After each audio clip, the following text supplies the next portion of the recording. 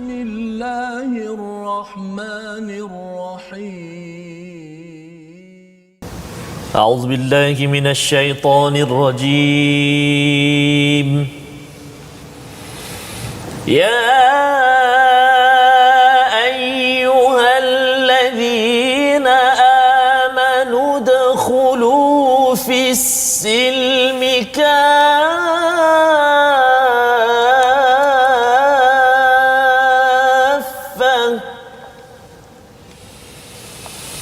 ادخلوا في السلم كافة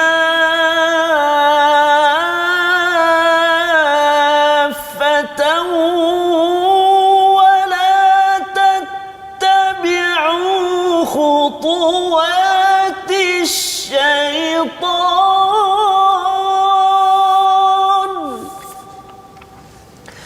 إنه لكم عدو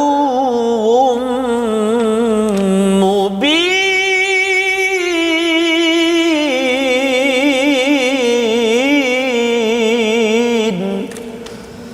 صدق الله العظيم. Surah Al-Azim. Assalamualaikum warahmatullahi wabarakatuh. Alhamdulillah wassalatu wassalamu ala Rasulillah wa ala alihi wa man walah. Asyhadu an la ilaha illallah, asyhadu anna Muhammadan abduhu wa rasuluh.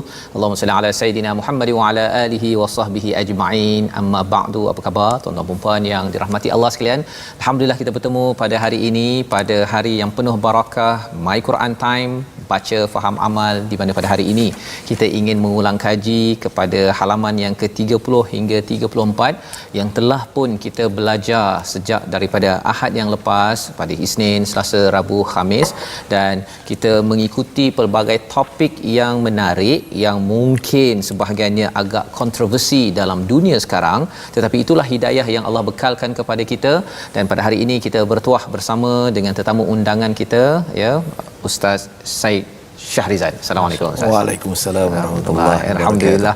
Ustaz Tarmizi, apa khabar? Alhamdulillah Ustaz. Alhamdulillah, ya. Ini baju rancak sikit Ustaz. Baju rancak, baju rancak, ya. Itu penting tu, kerana topik hari ini yang kita nak ulang kaji rancak Ustaz, ya. Rancak dia bercakap tentang isu antarabangsa, ya. Itu sebabnya kita bawakan Ustaz Syed Syahrizan, ya, yang memang ada banyak pengalaman Ustaz. Ya, subhanallah Ustaz. Dah sampai, tadi saya berborak, dah sampai ke Spain, ya, Sepanyol, dah sampai ke Mesir tempat belajar, ya. Dan topik yang dibincangkan pada kali ini adalah topik yang kita sudah belajar, ya, berkaitan perang satu perkara, berkaitan dengan haji, ya, satu perkara, dua perkara yang perlukan pencerahan, ulangan daripada Ustaz Syed Syahrizan pada hari ini agar kita lebih jelas, agar bagi tuan-tuan yang mendengar pada hari ini akan mampu untuk mensikapi isu-isu ini dengan cara terbaik, dengan nur daripada Allah Subhanahu Wa Taala. Mari kita bersama, pada tuan-tuan yang berada di rumah, tolong sharekan, mohon share di Facebook masing-masing agar lebih ramai lagi pasal isu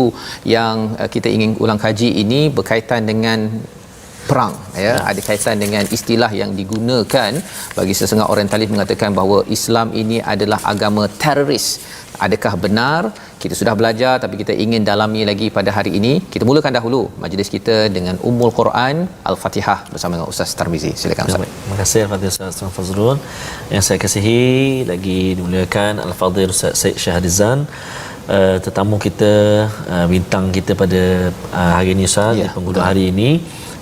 Pasti banyak yang ingin dikongsikan dengan kita. Betul. Ini tak sabar juga saya nak belajar. Banyak topik yang kita nak cuba ulang kaji pada hari ini.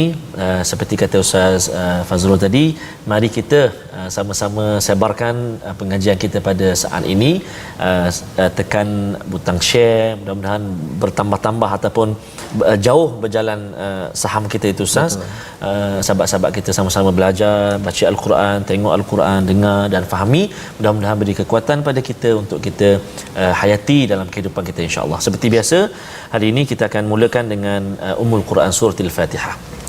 A'udzu billahi minasy syaithanir rajim. Bismillahirrahmanirrahim. Alhamdulillahi rabbil alamin. Ar-Rahmanir Rahim. مالك يوم الدين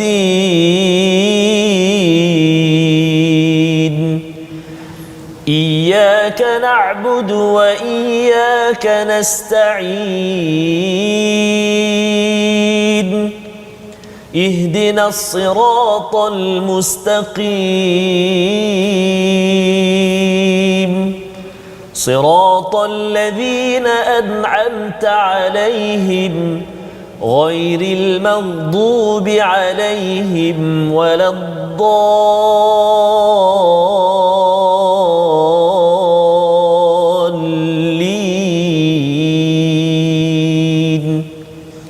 آمين. Surah Al-Azim.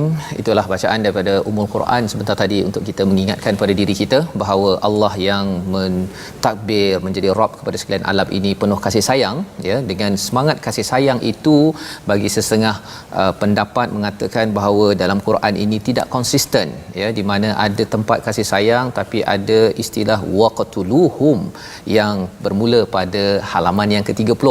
Jadi mari sama-sama kita menyimak kembali ayat 191 hingga ayat 193 untuk kita memahami kaitan ayat ini, kaitan perang dengan kasih sayang Allah Subhanahu Wa Taala, yang kita nak pastikan jangan kita tergugat keimanan kita bahawa Allah itu Maha Penyayang dengan hidayah pada ayat 191 hingga ayat 193.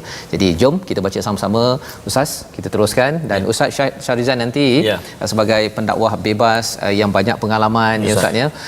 Ini ayat kontroversi Ustaz, ya. Jadi kalau boleh nanti Ustaz menyentuh ayat ini dan mencerahkan lagi bagi penonton yang berada di rumah agar kalaulah mereka pergi ke US ke ataupun kalau pergi ke mana-mana pun, bila cakap agama Islam ni agama yang kata je penyayang, ya, tetapi sebenarnya tidak, dan dibawakan ayat ini, tuan-tuan di rumah dapat menjawab dengan cara yang terbaik, pencerahan daripada Ustaz Syed Syarizal. Jadi kita mulakan dahulu ulang kaji kita daripada ayat 191 hingga ayat 193. Jom. Terima kasih kepada Ustaz Tuan Fazrul. Sahabat-sahabat Al-Quran, bagi Ustaz Syed Syarizal Syed Muhammad, hari ini kita nak mulakan ulang kaji kita Ustaz dengan membaca 1, 2, 3 ayat dari juzuk yang kedua ini. Dan ayat yang kita nak baca ni, tuan-tuan dan puan-puan sahabat Al-Quran semuanya, terletak di muka surat yang ke-30 atas sekali, kan. Dan ayat bila Ustaz sebut tadi ayat pasal perang, Ustaz. Perang. Kalimah-kalimah dia pun Ustaz mencabar, Ustaz. Mencabar. Huruf qaf tu, tengok tuan-tuan dan puan-puan sahabat Al-Quran semua, huruf qaf tu yang banyak yang sukun, ada yang sukun dan ada yang berbaris. Jadi kena perhatikan betul-betul qalqalahnya. Itu berbaris pula macam mana sebutannya. Jom, jadi kita baca sama-sama insya-Allah. A'udzu billahi minasy rajim. وَاقْتُلُوهُمْ حَيْثُ ثَقِفْتُمُوهُمْ وَأَخْرِجُوهُمْ مِنْ حَيْثُ أَخْرَجُوكُمْ وَالْفِتْنَةُ أَشَدُّ مِنَ الْقَتْلِ وَلَا تُقَاتِلُوهُمْ عِندَ الْمَسْجِدِ الْحَرَامِ حَتَّى يُقَاتِلُوكُمْ فِيهِ فَإِنْ قَاتَلُوكُمْ فَاقْتُلُوهُمْ كَذَلِكَ جَزَاءُ الْكَافِرِينَ فَإِنِ انْتَهَوْا فَإِنَّ اللَّهَ غَفُورٌ رَحِيمٌ وَقَاتِلُوهُمْ حَتَّى لَا تَكُونَ فِتْنَةٌ وَيَكُونَ الدِّينُ لِلَّهِ فَإِنِ انْتَهَوْا فَلَا عُدْوَانَ إِلَّا عَلَى الظَّالِمِينَ Sadaqallahul azim. Surahul Azim pada ayat 191, dan bunuhlah mereka di mana kamu temui. Bermula saja, jumpa saja, bunuh. Ustaz Syed Syarizan, daripada awal lagi Ustaz tak bersuara kerana nak memberi peluang kepada Ustaz untuk mencerahkan lagi. Boleh ke kalau jumpa je orang yang rasa tak beriman, bunuh? Masya-Allah. Bismillahirrahmanirrahim. Assalamualaikum warahmatullahi wabarakatuh. Alhamdulillah wassalatu wassalamu ala Rasulillah wa ala alihi wa sahbihi wa man walah wa man tabi'ahum ila yaumil qiyamah, amma ba'd. Alhamdulillah, terima kasih pada Tuan Ustaz Fazrul, begitu juga Ustaz Zamizi, sahabat saya, atas peluang yang diberikan pada hari ini. Patut yang cerita pasal ni hos kita yang patut saya jadi hos. Cara cakap pun, lontaran suara pun dah sedap dah. Antara Ustaz berdua lah. Saya tak Sana dah lontar awal. Saya tak masuk dah lontar awal. Saya mengikuti Quran Time di hari ke hari, buka TV ke, tengok ustaz kita, masya-Allah. Saya kata walaupun masuk dah ini memang dah lama mengkaji Al-Quran, kan? Jadi berbalik pada jawab soalan tu, memang kata waqtuluhum haitsu thaqiftumuhum. Jadi kalau ikut literally, nampak orang kafir je bunuh, orang kafir je bunuh. Dan ini memang ayat yang sangat kontroversi, yang dilemparkan oleh golongan-golongan barat, terutamanya mungkin orientalis, mungkin mereka yang ada sifat Islamfobia dan sebagainya. Ayat ini yang sering dicanang. Bahkan orang-orang yang mengaku Islam yang mana dia bawa dalam konteks wacana liberal pun sama sekali, 2x5 juga.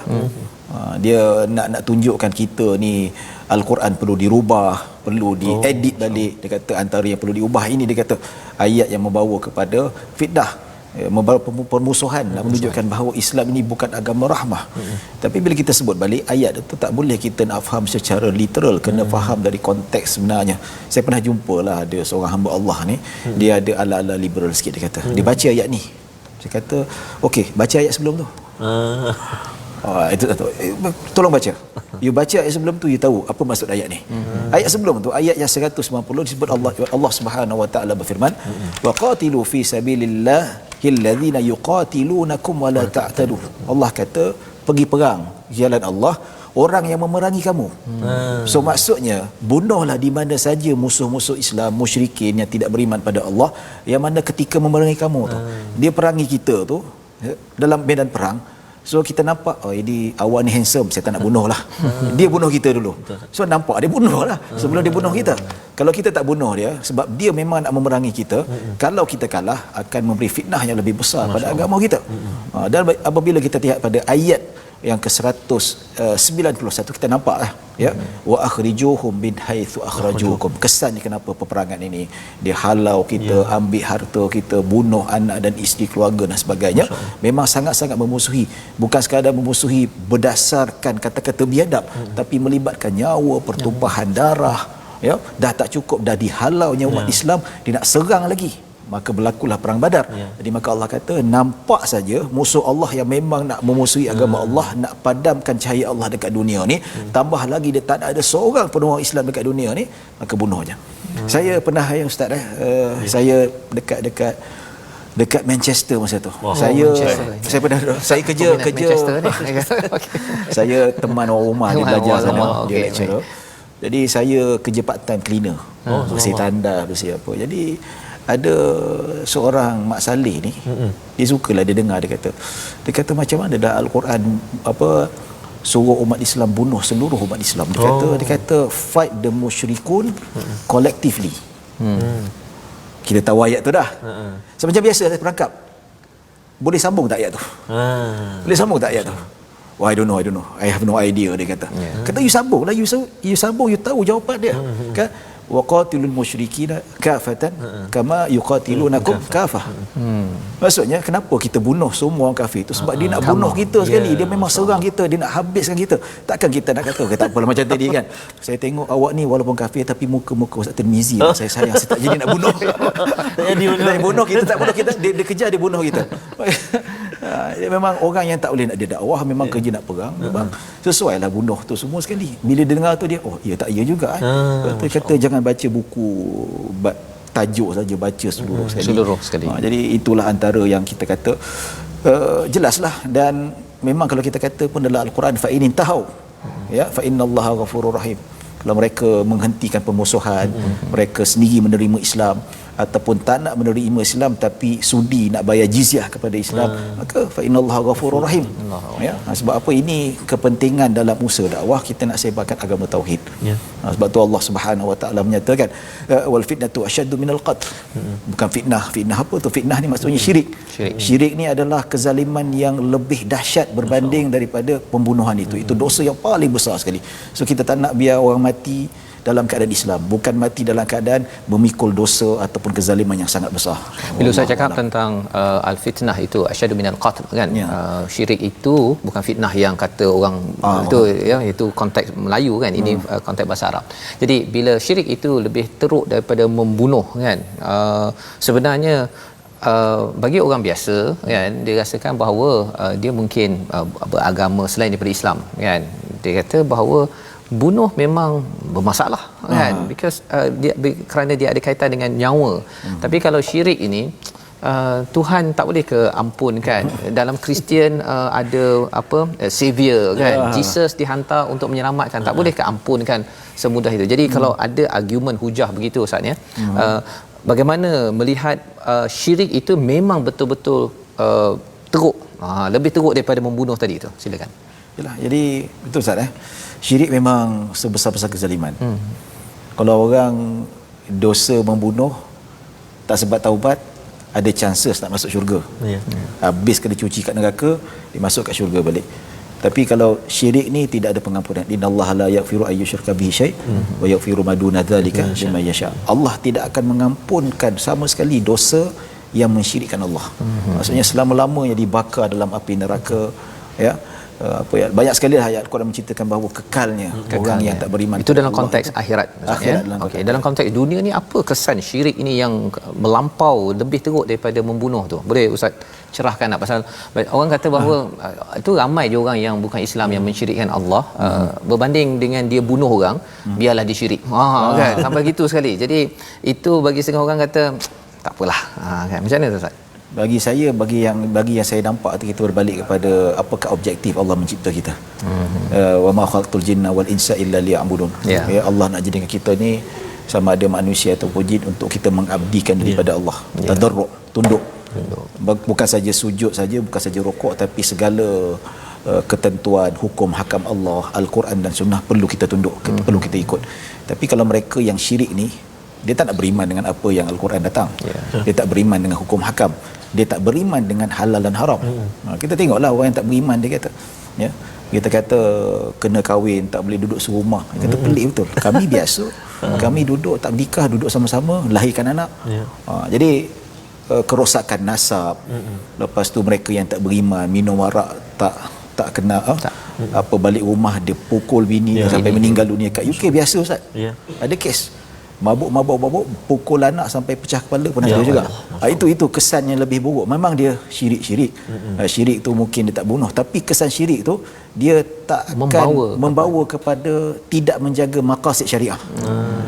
Dia tidak menjaga syariah dia, sebab syirik dia akan membahayakan nyawa orang lain, membahayakan agama, nasab dan sebagainya, akal, fikiran dan sebagainya. Itu yang saya nampak ya. Jadi itu yang terima kasih Ustaz Syahrizan ya, mencerahkan tentang syirik ini. Walaupun dia orang bagi nampak dia kecil, tapi bagi Allah besar, lantaran bila hati itu dipenuhi dengan kezaliman yang besar ini, dia sanggup dia menzalimi harta. Ustaz cakap tadi kan, menzalimi, malah dengan syirik ini boleh menyebabkan orang sanggup dia membunuh satu etnik cleansing kan, membunuh siapa saja, sapu sekali. Disebabkan oleh apa? Kerana syirik itu dia menghalalkan apa sahaja yang dia inginkan. Kalau tadi berperang itu mungkin berperang dalam perang tu saja, tapi kalau orang syirik ini tak berperang pun dia bunuh, ya, yang seperti dikongsikan oleh Ustaz Syed Syahrizan sebentar tadi. Maka inilah hidayah yang kita dapat daripada halaman yang ke-30, yang kita ingin sambung pada halaman yang ke-31, di mana Allah menyatakan pada ayat 197 bawa kepada topik Hajj. Ya, perang. Kemudian di bawah tadi pada buku surat 30 tadi membawa kepada Hajj. Kerana apa? Kerana ada kaitan.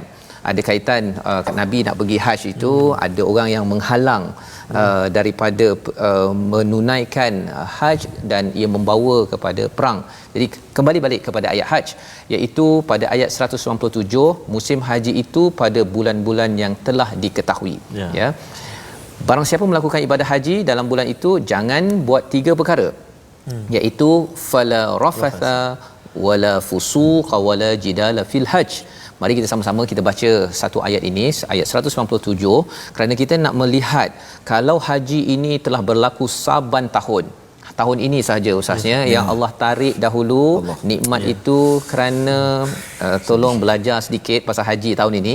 Tahun depan kalau diizinkan oleh Allah kita doakan moga-moga Pak Haji dan Mak Hajah yang mendengar pada hari ini pastikan impak kesan haji itu benar-benar dibawa ke negara ini, dan kalau yang belum menunaikan haji bersedia dengan haji yang original Ustaz ya.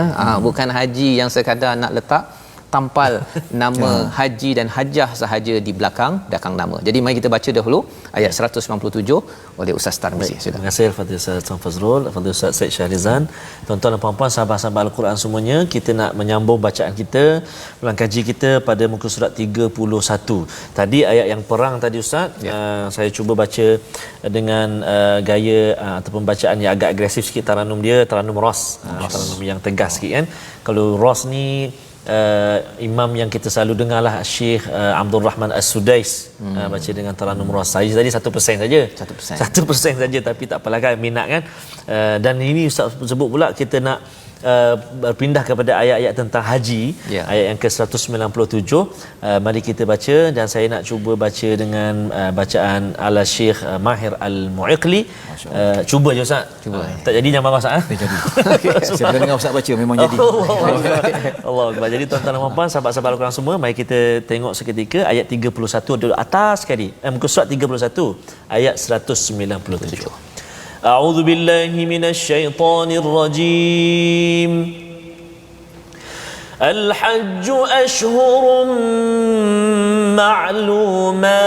معلومات فمن فرض فيهن الحج فلا رفث ولا فسوق ولا جدال في الحج وما تفعلوا من خير يعلمه الله وتزودوا فإن خير الزاد التقوى واتقون يا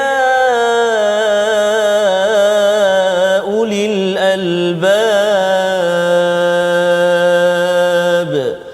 صدق الله العظيم. Surah Allahul Azim pada ayat 197 ini Allah menceritakan tentang haji itu ada kewajipan jangan mengeluarkan rafath, jangan fusuk dan jangan jidal, ya, jangan mengeluarkan perselisihan, perkara-perkara yang berbuat maksiat dan perkataan yang tidak yang sia-sia. Dan di dalam ayat ini di hujung itu Allah menyatakan tentang wattaquni ya ulil albab, ya, yang ini Allah kata bertakwalah kepada ulul albab, orang yang betul-betul dapat point. Di dalam al-Quran ada 16 kali ayat ulul albab ini, dan ini adalah salah satunya daripada surah Al-Baqarah.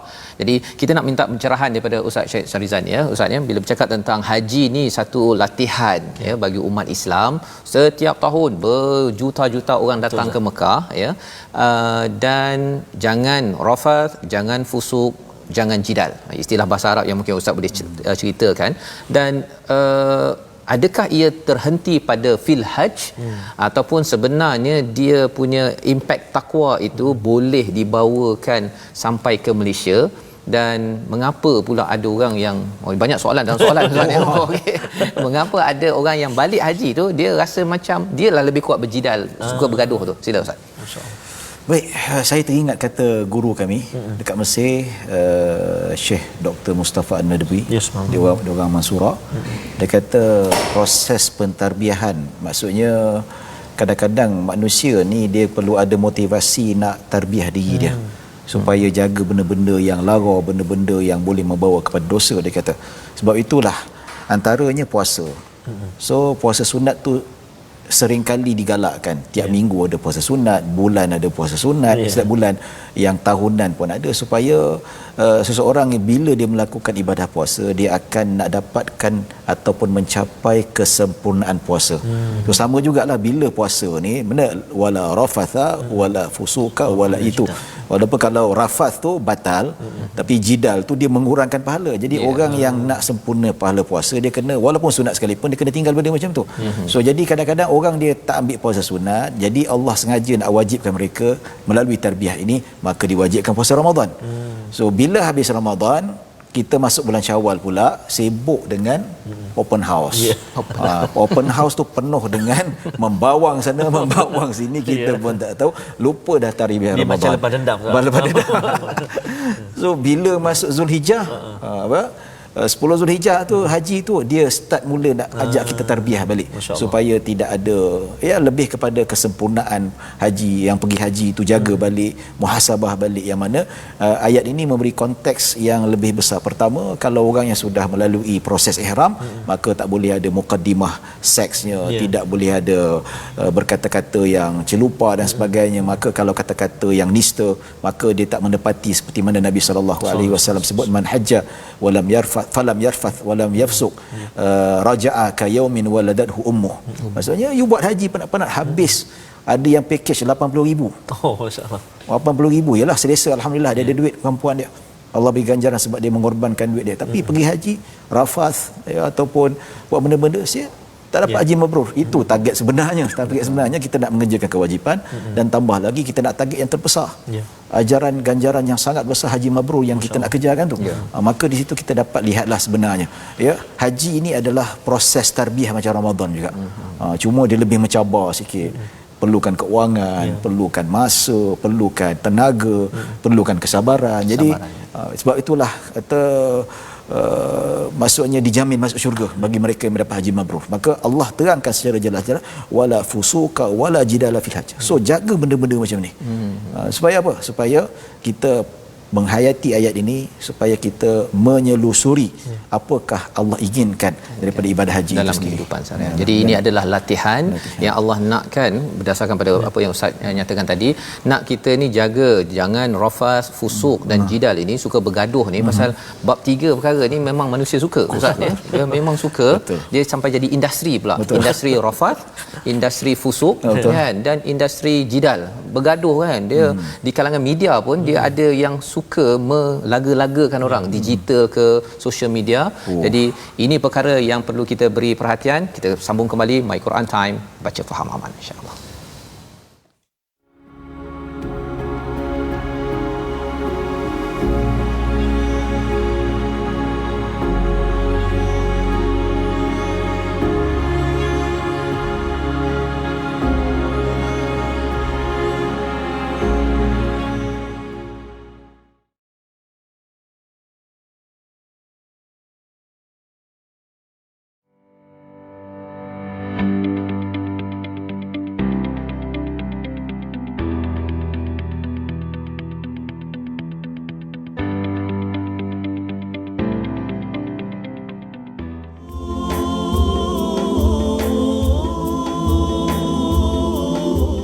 Alhamdulillah, syukur kita kepada Allah SWT. Di hari yang barakah ini masih lagi kita bersama dengan Quran Time, bersama dengan Ustaz kita, Ustaz Fazrul, dan juga tetamu kita, bintang kita pada tengah hari ini, Al-Fadhil Ustaz Syed Shahrizan bin Syed Muhammad. Dan kita banyak tadi Ustaz, kita berkongsi tentang ayat-ayat yang mencabar dalam suasana kehidupan hari ini, tapi dah diberi penjelasan yang amat mantap oleh Ustaz Syed Shahrizan satu perang kemudian kita cakap tadi tentang haji dan ayat haji ini sebenarnya bersambung pada halaman 32 di atas itu, dan kemudian dia seperti tiba-tiba Ustaz tiba-tiba bercakap tentang personaliti orang-orang yang ada masalah dalaman dia dan orang yang memang sejahtera yang kita nampak bahawa sebenarnya haj ini sebenarnya proses untuk membersihkan. Dan kalau kita tengok pada ayat yang ke-206 ada cerita orang yang ada masalah hati, ada responnya yang negatif, tapi kalau orang yang amat bagus hatinya, dididik, ditarbiyah, dapat dilihat pada ayat 207.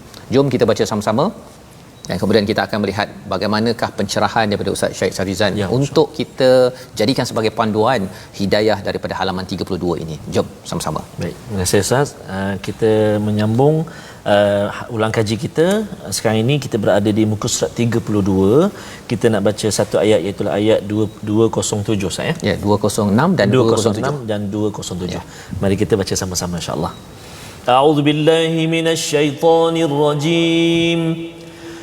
وَإِذَا قِيلَ لَهُ اتَّقِ اللَّهَ أَخَذَتْهُ الْعِزَّةُ بِالْإِثْمِ فَحَسْبُهُ جَهَنَّمُ وَلَبِئْسَ الْمِهَادُ وَمِنَ النَّاسِ مَن يَشْرِي نَفْسَهُ ابْتِغَاءَ مرضات الله والله رؤوف بالعباد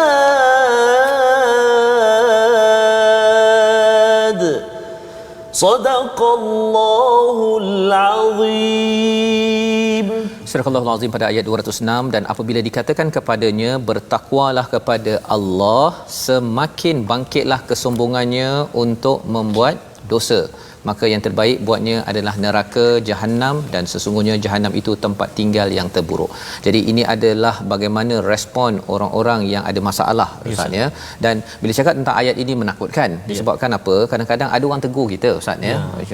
Said, bila orang tegur ittaqillah kan, ataupun orang tegur kepada saya lah katakan kan, abang ke, kalau isteri saya ke, anak saya abah kan, sebenarnya tak betul tu abah kan. Dan bila ia adalah ittaqillah di sini tidak ada sumber, maksudnya siapa-siapa saja boleh menyatakan. Bagi orang yang ada masalah hati, dia ada izzah, bukan izzah yang positif, tapi al-izzatu bil ithm kan, dia rasa sombong ya, mula dia nak melompat itu. Apa ubatnya Ustaz, dan adakah apa pencerahan daripada ayat 206 dan 207 ni? Silakan. Baik, ayat 206 207 ni dia kait rapat dengan apa, golongan munafik seperti mana disebutkan dulu Ustaz tadi. Bila ditegur, dinasihatkan jangan buat kemungkaran, mereka tersentak. Tersentak sekarang ni sentap lah. Sentap. Istilah kata hati tisu lah, cepat koyak apa semua lah kan. Jadi sebabnya kalau hakikat golongan munafik ni, dia hukumnya kufur, zahirnya Islam. Hukum dia tak boleh dibunuh. Sebab apa? Sebab zahir dia memang sembahyang, memang zahir dia memang berpuasa, zahirnya dia apalah, seolah-olah macam di Islam pada zahirnya, tapi Allah hanya tahu. Allah tahu yang mereka ni munafik. Dan bagaimana Nabi SAW boleh tahu golongan ni munafik, sedangkan Nabi SAW sendiri pun tak boleh baca hati manusia. Tapi berdasarkan wahyu, Allah yang bagi wahyu kepada Nabi Muhammad, ini munafik-munafik. Dan rahsia nama-nama tu dipegang oleh Sayyidina Huzaifah bin Al-Yaman radhiyallahu anhu. Jadi apabila kita sebutkan hakikatnya orang munafik ni, dia sama seperti orang musyrikin. Musyrikin ni maksudnya dia dah beramal dengan Islam tapi hati masih lagi tertutup dengan Islam. Bab kata dalam surah Al-Baqarah ayat berapa Ustaz? Innal ladzina kafaru sawa'un 'alaihim a anzartahum allam tunzirhum wa hum la yu'minun. Maksudnya datang macam mana, dengar hadis banyak kali, tengok indahnya Islam, tapi seolah-olah macam tak ada apa-apa manfaat. Diberinya peringatan, diberinya amaran, diberi tentang kenikmatan syurga, tidak memberi apa-apa kesan. Pasal apa? Khatamallahu ala qulubihim wa ala sam'ihim wa ala absarihim ghishawah. Hatinya sudah ditutup oleh Allah Subhanahu wa taala. Ya. Maksud hati tutup ni bukan dalam erti kata ikut akidah Jabariyah. Maksudnya memang aku dah kafir, memang kehendak Allah. Tapi memang kehendak manusia itu sendiri. Jelah innallaha la yughayyiru ma biqaumin hatta yughayyiru ma bi anfusihim. Mereka sendiri yang tak nak cari kebenaran. Mereka sendiri dah tutup dah. Benda tu betul, dah tahu benda tu betul, tetap juga nak pilih benda yang salah juga. Benda ni tak ada manfaat, tetap juga nak pilih benda yang manfaat. Golongan minta maaf cakap lah, golongan perokok kan. rokok minta maaf. Dia tahu benda tu membahayakan, benda tu tak baik kesihatan, tapi tetap juga pilih benda macam tu. Tapi tak adalah kita kata merokok disama dengan munafik. Sampai hati ustaz kata saya munafik kan. Jadi ustaz, bila ustaz cakap pasal sentap dan hati tisu tu kan, yalah, bila satu hati sentap yang jenis begini, sentap yang dia rasa bahawa aku betul kan. Betul. Tapi kalau yang orang beriman, dia sentap juga kan. Apa beza sentap orang yang munafik ini dengan sentap orang beriman dalam nak memastikan kita ni jadi manusia yang mengorbankan kan. Bila jom dia sentap, dia pergi.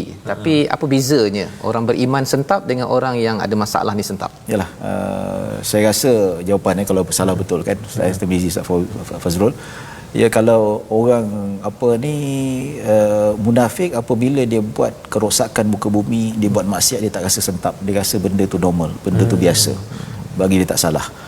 Tapi kalau orang beriman, kalau benda tu Nabi kata al-imanu mahaka sadruh, apa yang mengetuk hati, menggetarkan iman tu kalau menggetarkan hati. Kalau dia tinggal sembahyang, tinggal solat, dia rasa bersalah sungguh, dia kata. Hari ni mengumpat, dia rasa bersalah sungguh rasanya.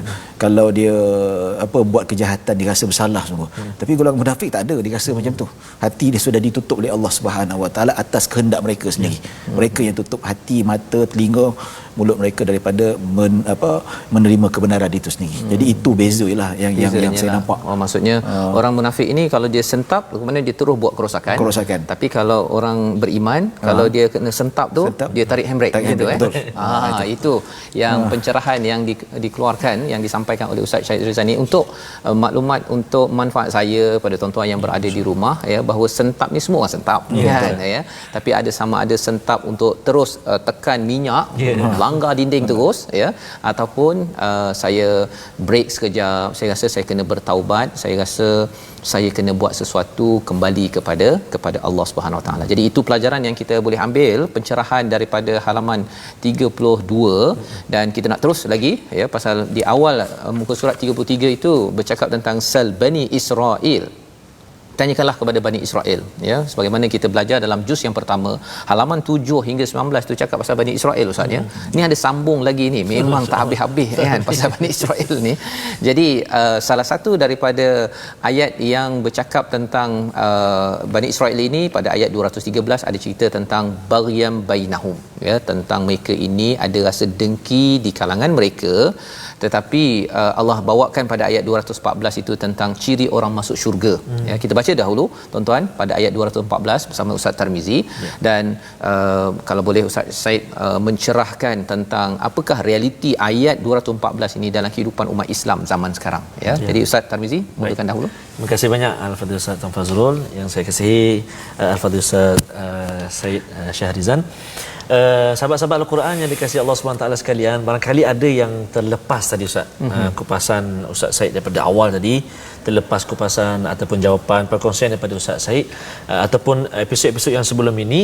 Jadi saya nak mengajak sahabat-sahabat Al-Quran semuanya untuk bergabung dengan kita di platform rasmi kita. Kita ada Facebook, kita ada YouTube dan juga Instagram. Facebook kita Sahabah Al-Quran My #Quran Time, dan juga My #Quran Time.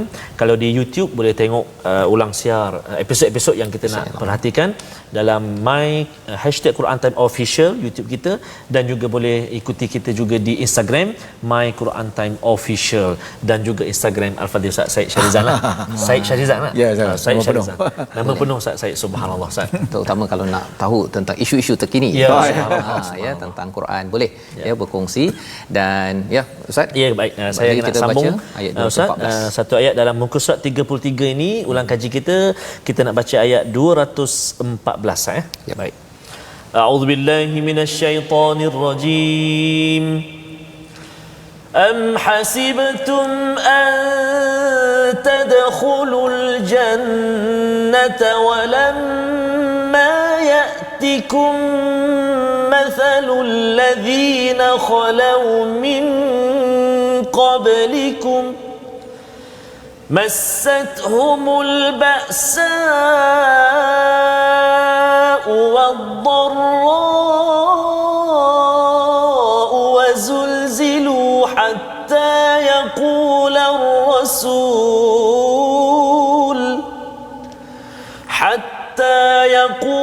الرسول والذين آمنوا معه متى نصر الله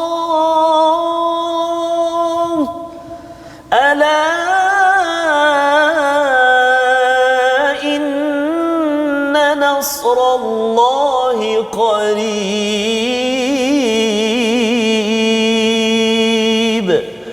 صدق الله العظيم.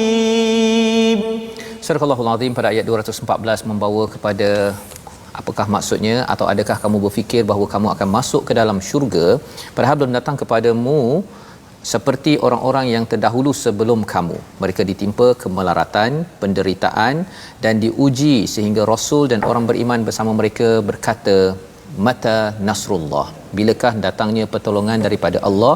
Ingatlah sesungguhnya pertolongan Allah itu dekat.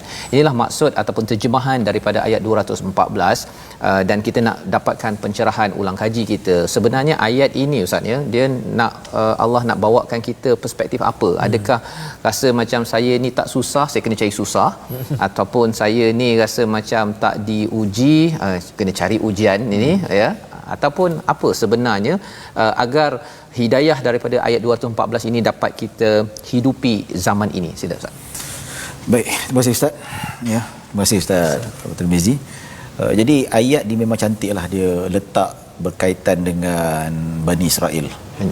Bani Israel ni cerita tentang bagaimana Nabi Musa dan Nabi Harun diuji dengan begitu dahsyat sikap umatnya yang Allahu Akbar. Nak sikap apa lagi Ustaz? Apakah bahasa yang boleh kita cakap? Bani Israel pada zaman Nabi Musa, Nabi Harun, itu betapa dahsyatnya ujian ke atas dua-dua nabi ni, yang makan hati, berulam jantung dan sebagainya. Ya, sampai apa, Nabi Musa balik daripada bukit Tur Sina, pegang jangkut Nabi Harun, pasal marah punya, pasal macam mana boleh berlaku. Boleh. Ya, ujian yang begitu dahsyat. Maksudnya ayat ni cerita tentang ujian mesti datang. Ya, dalam Al-Quran Allah Subhanahu wa taala, hasiban nasu ay yatruku ay yaqulu ay yutraku ay yaqulu amanna wa hum la yuftanun. Maksudnya adakah manusia menyangka aku beriman pada Allah, aku tidak diuji? Dia pasti diuji. Sebab kata orang, nabi sendiri diuji, Nabi Muhammad, Nabi Musa diuji, Nabi Harun diuji, dan sebagai motivasi kepada Nabi Muhammad sallallahu alaihi wasallam. Nabi Isa Hawariyun diuji begitu dahsyat, maka ia merupakan satu motivasi kepada para sahabat yang mana untuk memegang bara api, memegang Islam itu sendiri, untuk disebarkan dekat Jaziratul Arab. Macam-macam dekat fatrah 13 tahun dekat Mekah yang kena bunuh, hilang mak, hilang ayah, hilang macam-macam lagi lah benda yang dihargai, yang kena suluh, yang kena macam-macam lah. Jadi benda tu satu perkara yang ujian yang tidak boleh diuji. Bahkan kata ulama, lagi iman, ketinggian iman seseorang itu lagi tinggi ujiannya. Sebab tu kadang-kadang kata, apalah, tengok dia tu tak pernah beriman pada Allah pun, hari-hari sembah tu sembah ni, tak apa-apa dia sembah. Kaya juga. Kaya juga. Aku ni kerja overtime sampai nasib baik jam tu 24. Kalau ada 28 jam aku kerja dah. Macam tu. Tapi tak kaya-kaya juga. Tapi itu kadang-kadang ujian yang kita beri kan. Dan nak Ustaz kata zaman pandemik COVID-19 ni memang, jangan kata saya pun terkena, ustaz pun, semua terkena juga tu. Saya punya perniagaan pun hampir gulung tikar, boleh dikatakan. Tapi Allah bagi jalan keluar jugalah, boleh bernafas dan sebagainya. Dan zaman PKPP ni kita rasa, saya bersyukur saya diuji 3 bulan, dan kita fikir ramai yang lebih teruk daripada kita, dan kita dah masuk PKPP ni, kita dah boleh bernafas, dan ada orang yang masih tak bernafas, nak cari oksigen tu tak tahu mana. Maka itulah yang kata, nak bandingkan kita sebagai motivasi lah Ustaz, kita diuji, Nabi lagi teruk diuji, para sahabat lagi teruk diuji. Zaman dulu nabi-nabi yang ada kena gergaji, kena bunuh lagi dahsyat. Ya, dan satu perkara yang kadang-kadang itulah dalam antara tanda-tanda akhirat. Kalau kita buka 40 hadis tanda-tanda akhirat Syekh Fahmi Zamzam, dia bawa satu hadis, dia kata manusia, umat Islam yang beriman akan sentiasa diuji. Diuji makin kita rasa pandemik ni mungkin dah habis, alhamdulillah. Tak tahu apa ujian yang Allah akan datang. Sampai terkeluar daripada mulut orang beriman satu hari nanti, dia lalu kubur, alangkah baik aku jadi seperti mereka. Mati lebih baik. Sebab ujian datang. Jadi kita rasa Allah bagi break sekarang ni, alhamdulillah. Ya. Kita tak tahu zaman anak cucu kita apa ujian yang datang. Tak tahu zaman kita sebelum kita meninggal adakah itu akan terujar mulut kita, mati lagi baguslah. Maksudnya itu kita kena prepare lah. Benda yang akan berlaku. Wallahu a'lam. Allah alam. Jadi maksudnya ayat 214 ini menyiapkan minda kita Ustaz ya. Maksudnya bukan pergi cari ujian kan, pergi cari tak ada, dah habis dah COVID-19 cari COVID-20 pula. Tak ada macam tu Ustaz ya. Dia adalah menyiapkan minda kita dengan segala cabaran akan datang, tetapi yang pastinya tetap juga bersama Allah ya. Itu yang Ustaz sampaikan sebentar tadi, agar kita terus kuat ya, terus bersama dengan perjuangan. Dan ayat selepasnya itu pun Allah menyatakan tentang mengeluarkan infak harta ataupun infak apa sahaja yang ada untuk kaum kerabat, tentang anak yatim, orang miskin. Semuanya itu adalah tanda bahawa kita ini committed dalam perjuangan untuk menuju kepada Allah Subhanahu Wa Taala. Mungkin di akhir satu lagi Ustaz ya, kalau kita tengok muka surat 34 bercakap tentang perjuangan ini, salah satunya ialah bab memberi ini Ustaz ya, memberi ini, dan juga kalau kembali balik pada kital tadi itu, memang tak seronok ya. Berperang tak seronok, memberi pun tak seronok, tapi banyak benda tak seronok dalam hidup ini Ustaz ya. Tapi Allah cakap mungkin yang tak seronok, yang kamu benci itu, yang kamu tak suka itu, wa khairul lakum ya, baik bagi kamu. Jadi ayat 216 ini kalau Ustaz Tarmizi boleh bacakan dan Ustaz boleh cerahkan lagi bagaimana kita nak nampak sisi baik bagi setiap perkara yang nampak tak baik. Kan, dan macam mana nak nampak yang tak baik bagi benda yang baik. Tu mencabar juga tu kan. Tapi kalau Ustaz boleh bagi 1-2 tips agar kita ini tidak mudah tertipu dengan hakikat hidup di dunia ini. Betul. Jadi sila Ustaz Tarmizi. Baik, terima kasih kepada Ustaz Fazrul. Ustaz Syed Syahrizan, mohon saya baca silakan. Okey, ayat yang barangkali yang seterusnya ini ayat 216 di muka surat 34. Jom kita baca. A'udzu billahi minasyaitonir rajim. كتب عليكم القتال وهو كره لكم وعسى أن تكرهوا شيئا وهو خير لكم وعسى أن تحبوا شيئا وهو شر لكم والله يعلم وأنتم لا تعلمون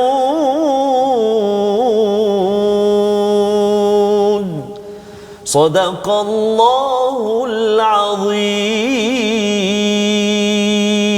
Surah Al-Azim, diwajibkan ke atasmu berperang walaupun kamu tidak menyukainya. Boleh jadi kamu bencikan sesuatu padahal ia baik bagimu, dan boleh jadi kamu sukakan sesuatu tetapi ia tidak baik bagimu.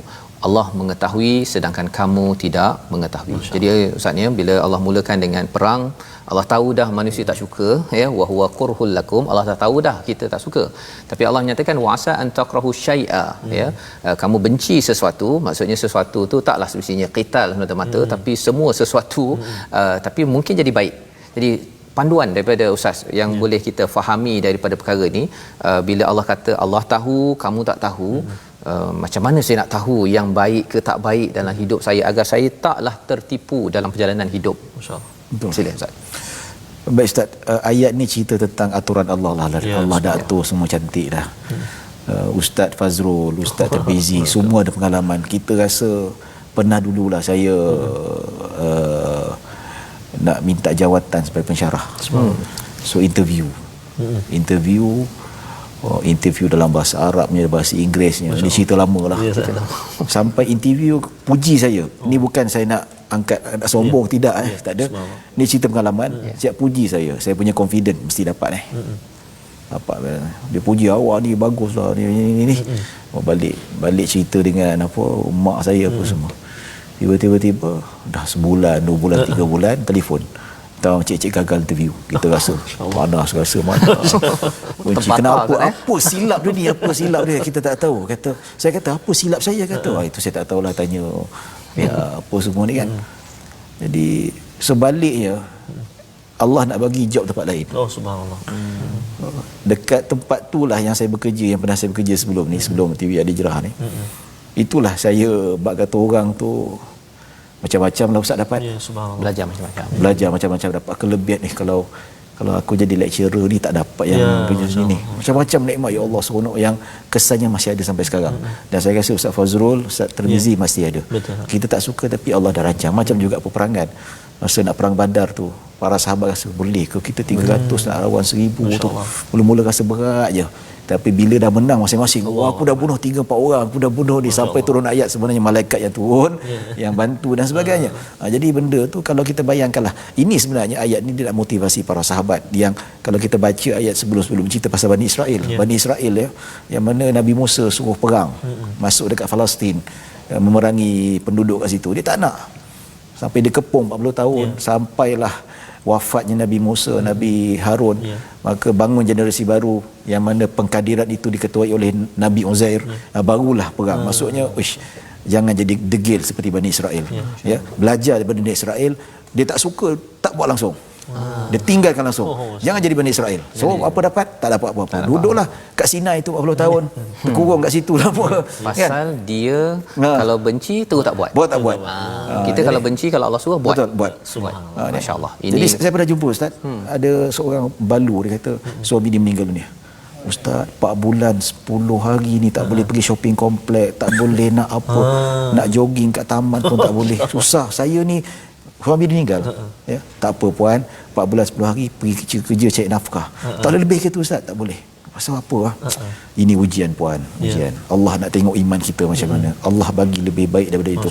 Allah nak tengok kita punya kesabaran nak menghadapi benda yang kita tak suka, sedangkan itu ketentuan Allah Subhanahu Wa Taala. Jadi dia boleh terima lah, boleh terima. Alhamdulillah 4 bulan 10 hari tak window shopping. Lepas tu barulah lepas 4 bulan 10 hari Allah bagi dia subhanallah suami kaya. Allah. Kesabaran dia ada shopping je lepas tu. Bukan window tengok mata, dia beli sekali tu. Beli window kali ya.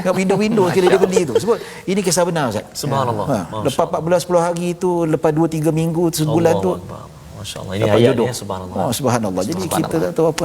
Itulah maksudnya wallahu ya'lamu wa antum la ta'lamun. Masya-Allah. Terima kasih diucapkan pada Ustaz Syarizan berkongsi ya bagaimana melihat kepada ayat 216 ini, di mana yang saya dapat tangkap sebentar tadi ialah kalau kita tak suka pun buat juga kalau Allah suruh.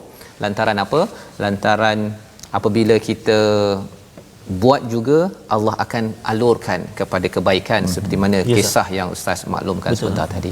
Jadi kita berada di penghujung rancangan kita dan kita mohon pada Allah Subhanahu taala Allah mengizinkan kita melihat cahaya hidayah demi hidayah bagi setiap saat kehidupan kita, berteraskan kepada panduan dalam Al-Quran yang telah kita belajar. Kita bersama dengan Ustaz Syed Syarizan untuk doa agar Allah memudahkan urusan kita. Ustaz, silakan Ustaz. Bismillahirrahmanirrahim. Alhamdulillah rabbil alamin wassalatu wassalamu ala asyrafil anbiya wal mursalin wa ala alihi wa sahbihi ajmain. Amin.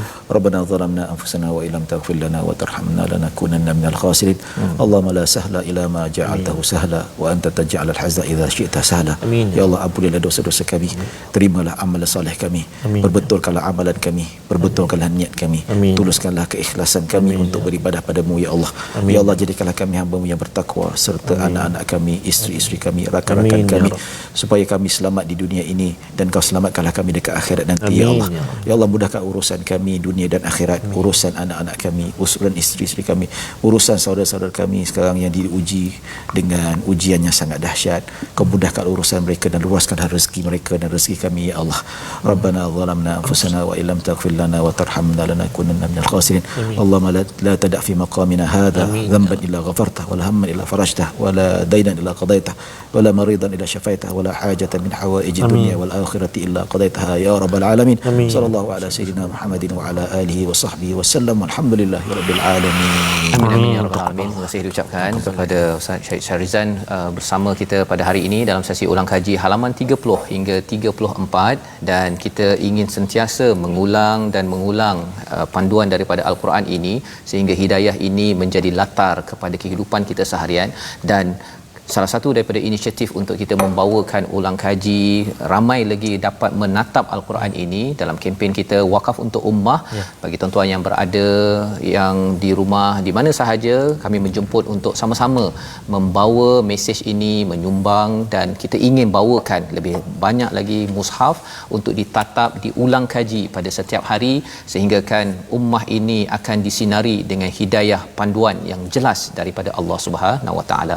Kami mengucapkan ribuan terima kasih kepada Ustaz Syed Syarizan bersama dalam program kita pada hari ini, dan insya-Allah bagi tuan-tuan di rumah, ulangan bagi program ini bagi siapa yang tertinggal tadi ataupun ingin melihat balik mengulang kaji ya apa yang telah dikongsikan oleh Ustaz Syed Syarizan sebentar tadi, jam 5 petang ya pada jam 10 malam dan juga 6 pagi esok insya-Allah. Dan program ini dibawakan oleh Mofaz. Sama-sama lagi kita berjumpa pada hari yang akan datang dalam My Quran Time, baca, faham, amal, insya-Allah.